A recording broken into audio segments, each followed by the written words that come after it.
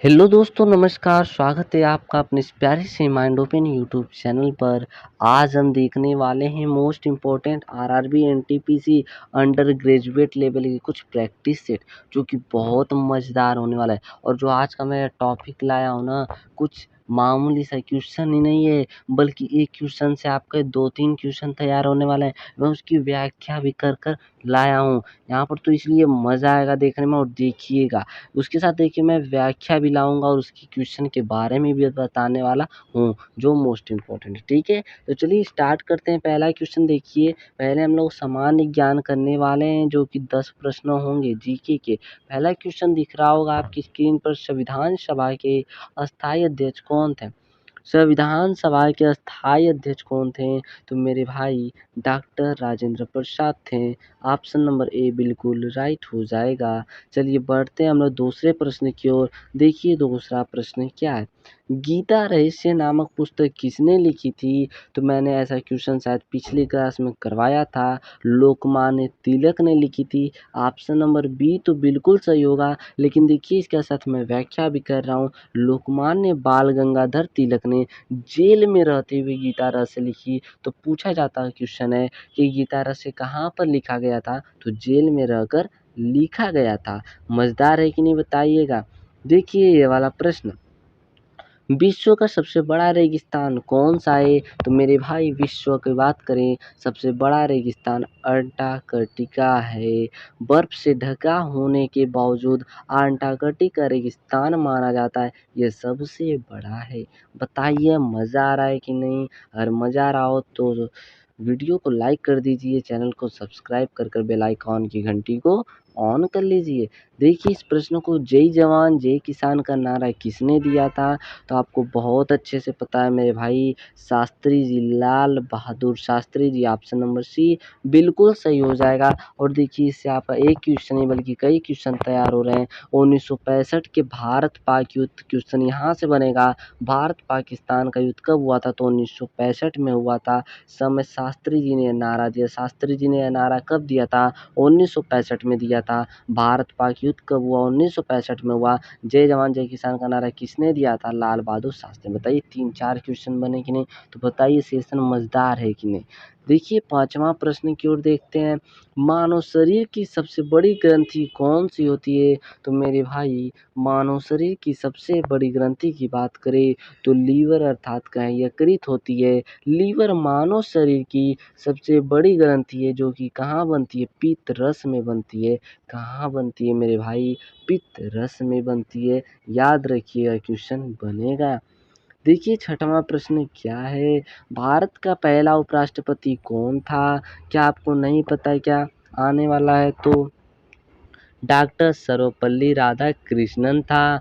Option number B बिल्कुल right हो जाएगा। स्वतंत्र भारत के पहले उपराष्ट्रपति डॉक्टर राधाकृष्णन थे, जो कि 5 सितंबर को मनाया जाता है शिक्षक दिवस के रूप में।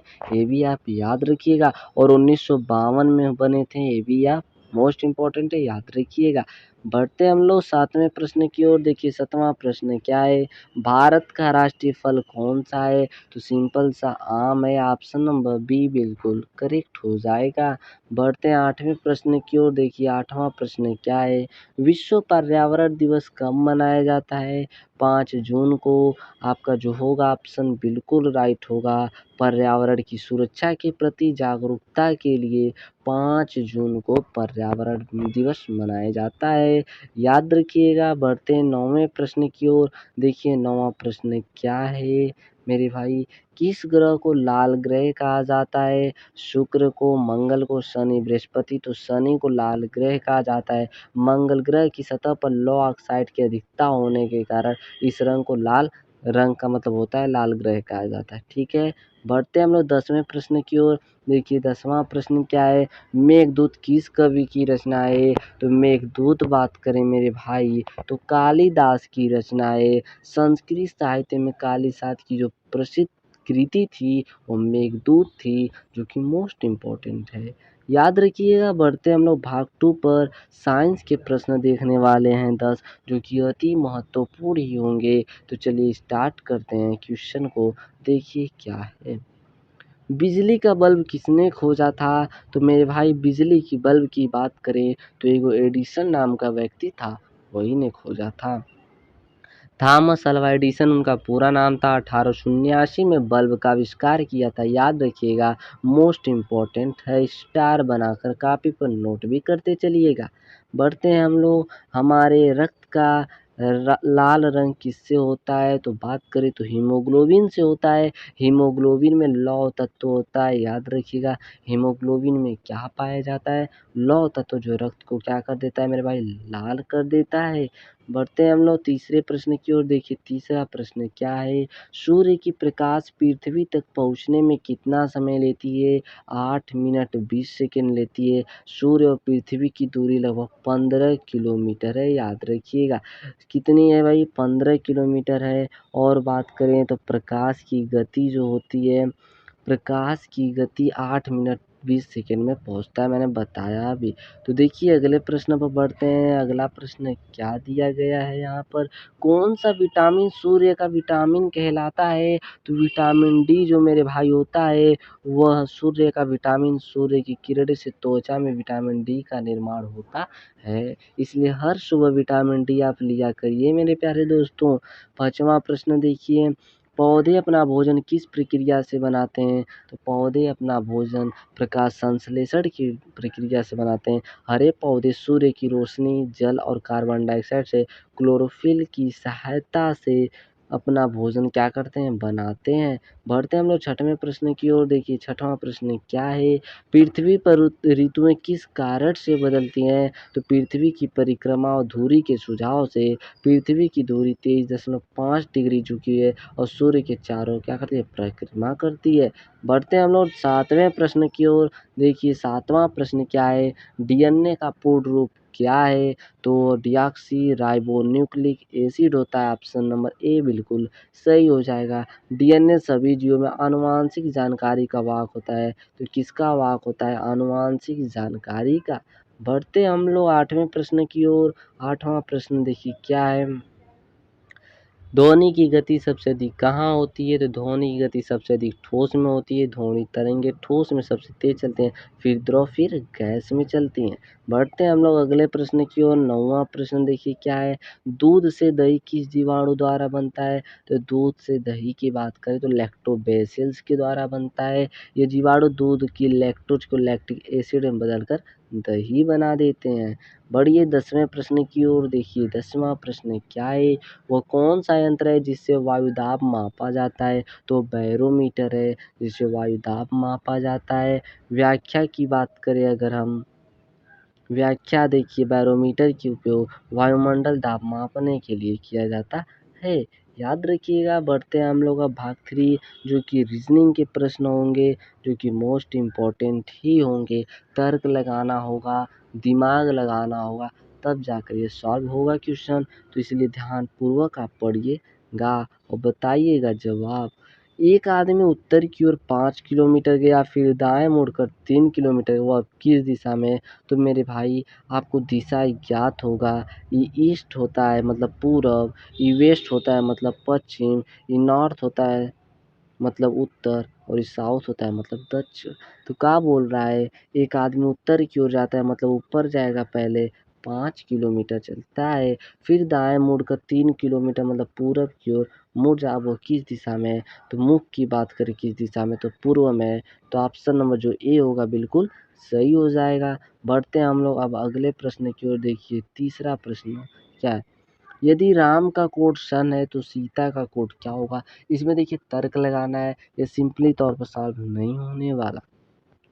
राम का संबंध देखिए, राम को इसने क्या कहा? सूर्य कहा है। राम को क्या कहा है? सूर्य। तो सीता को क्या कहा जाएगा? सीता तो मासूम से थी, इनको क्या कहा जाएगा मेरे भाई? स्टार मतलब तारा कहा जाएगा। तो ऑप्शन नंबर बी मान लीजिएगा। कोई चीज़, कुछ ऐसे प्रश्न आते हैं जो कि अपने से तर्क लगाने होते हैं। और देखिए 5वां प्रश्न क्या दिया है? श्रृंखला पूरी करे 2, 4, 16 क्वेश्चन मार्क है। क्या हुआ इसमें अंतर? अगर आप देखें तो इसमें 2 का अंतर है। फिर इसमें देखेंगे तो मेरे भाई कितने का अंतर हो चुका है? तो आप कहेंगे इधर से 6, 12 का अंतर हो चुका है। तो 2 से 12 हुआ मतलब इस तरह नहीं होने वाला, कुछ अलग ही तरीका है। अगर मैं 2 का स्क्वायर कर दूँ कि तो क्या 4 नहीं मिलेगा क्या? देखिए 4 दिया, फिर 4 का मैं स्क्वायर कर दूँ, देखिए 16 नहीं मिलेगा क्या? बिल्कुल मिलेगा। तो इसका मतलब मैं 16 का भी क्या कर दूँ, स्क्वायर कर दूँ। 16 का स्क्वायर 256 होता है। ऑप्शन में 256 दिख रहा है, तो ऑप्शन नंबर सी में दिख रहा है, जो कि बिल्कुल सही हो जाएगा। बढ़ते हैं 6वें प्रश्न की ओर, देखिए क्या है। यदि 5 गुना 3 बराबर 45 हो, 4 गुने 2 बराबर 16 हो, तो 6 गुने 2 बराबर क्या होगा? तो देखिए किस प्रकार है, अगर बात करें हम यहाँ पर, तो 5 गुने 3 है 45 आया, तो एक बार गुणा कर ले तो 5 तिया कितना होगा, 15 होगा। लेकिन 45 दिया है, इसका मतलब क्या है, अगर मैं 15 में 3 गुना कर दूँ तो क्या 45 नहीं होगा क्या? बिल्कुल होगा, होगा ना? उसी तरह इसको देखिए, 4 दूना के कितना होता है, 8 होता है, लेकिन 8 नहीं 16 है। तो इसमें कितना गुना करेंगे, 2 का गुना करेंगे, तो कितना हो जाएगा, 16 हो जाएगा। अब देखिए 2 का गुना कैसे हो रहा है, देखिए देखेंगे अगर, तो यहाँ पर जो 3 आपको दिख रहा है और यहाँ पर 2 दिख रहा है, यही हो रहा है। देखिए 5 तेई 15, फिर 3 का इसी में क्या हुआ, गुणा हुआ है तो 45 हो गया। 4 दूना की 8 हुआ, फिर 8 का इस 2 में गुणा हो गया तो 16 हो गया। उसी तरह करेंगे 6 दूना की क्या हो जाएगा, 12 हो जाएगा। फिर 12 का इसी 2 में क्या हो जाएगा, गुणा, तो 12 दूना के 24 प्राप्त हो जाएगा। 24 ऑप्शन में दिख रहा है, तो ऑप्शन नंबर सी में, जो कि बिल्कुल राइट हो जाएगा। बढ़ते हैं हम लोग 7वें प्रश्न की ओर, देखिए 7वां प्रश्न क्या है। 81 का संबंध जिस प्रकार 9 से है, 100 का संबंध किससे होगा? तो आपको क्या पता चल रहा है, जो 9 का अगर स्क्वायर करते हैं तो 81 मिलेगा। उसी प्रकार अगर हम 10 का भी स्क्वायर कर दें तो मुझे 100 मिल जाएगा। तो ऑप्शन नंबर सी बिल्कुल राइट हो जाएगा। बढ़ते हम लोग अगले प्रश्न की ओर, देखिए 8वां प्रश्न क्या दिया है। यदि सभी गुलाब फूल हैं और कुछ फूल लाल हैं, तो कौन सा कथन सही है? तो देखिए मैं बना लेता हूँ। ये सभी क्या हैं, गुलाब हैं। सभी गुलाब क्या है, फूल हैं, ठीक है। और कुछ फूल लाल हैं, देखिए कुछ फूल की मैं बात करूँ तो क्या लाल हैं, यहाँ पर कुछ फूल क्या है भाई, लाल हैं, ठीक है। तो कौन सा, सभी गुलाब लाल हैं, देखिए सभी गुलाब लाल नहीं बात की गई, इसलिए पहला कथन। कुछ गुलाब लाल हो सकते हैं, तो देखिए कैसे हो सकते हैं कुछ गुलाब लाल, कुछ गुलाब लाल हो सकते हैं, ठीक है। गुलाब तो अलग है, फूल अलग है, तो कैसे होता है, ये भी नहीं। कोई गुलाब लाल नहीं, देखिए बिल्कुल सही, कोई गुलाब लाल नहीं है। तो इसलिए कौन सा ऑप्शन नंबर जो सी होगा, बिल्कुल सही हो जाएगा। बढ़ते हम लोग 9वें प्रश्न की ओर, देखिए 9वां प्रश्न क्या है। 3 है, 6, 12 है, 24 है, क्वेश्चन मार्क है, किस प्रकार हुआ? तो देखिए इसमें क्या हो रहा है, 2 गुना हो रहा है, 3 दूना के करेंगे तो 6 हो जाएगा। 6 दूना का करेंगे तो 12 होगा। 12 दूना का करेंगे तो 24 होगा। 24 का भी क्या कर देंगे, 2 गुना कर देंगे तो क्या हो जाएगा, 48 हो जाएगा। 48 ऑप्शन में दिख रहा है, तो ऑप्शन नंबर बी में, तो ऑप्शन नंबर बी बिल्कुल सही हो जाएगा। और देखिए बढ़ते हैं 10वें प्रश्न की ओर। 10वां प्रश्न क्या है, तो ये आपको कमेंट बॉक्स में बताना होगा, क्योंकि होमवर्क भी तो आपको मिलना चाहिए कि आप कितनी मेहनत करते हैं, आपका मेहनत कितना हो तो मुझे पता चलना चाहिए। तो कमेंट बॉक्स में जवाब ज़रूर दीजिएगा। अगर सेशन में मज़ा आया हो तो मेरे प्यारे दोस्तों प्लीज़ एक लाइक कर दीजिएगा, और हमें सपोर्ट करने के लिए हमें सब्सक्राइब कर दीजिए, क्योंकि मैं आपके लिए इतना मेहनत करता हूँ, तो आप भी हमारे लिए थोड़ा-सा मेहनत कर सकते हैं। एक बटन को ही तो प्रेस करना है। धन्यवाद, मिलेंगे फिर हम नेक्स्ट वीडियो में, इसी उम्मीद के साथ मिलते हैं फिर नेक्स्ट वीडियो में।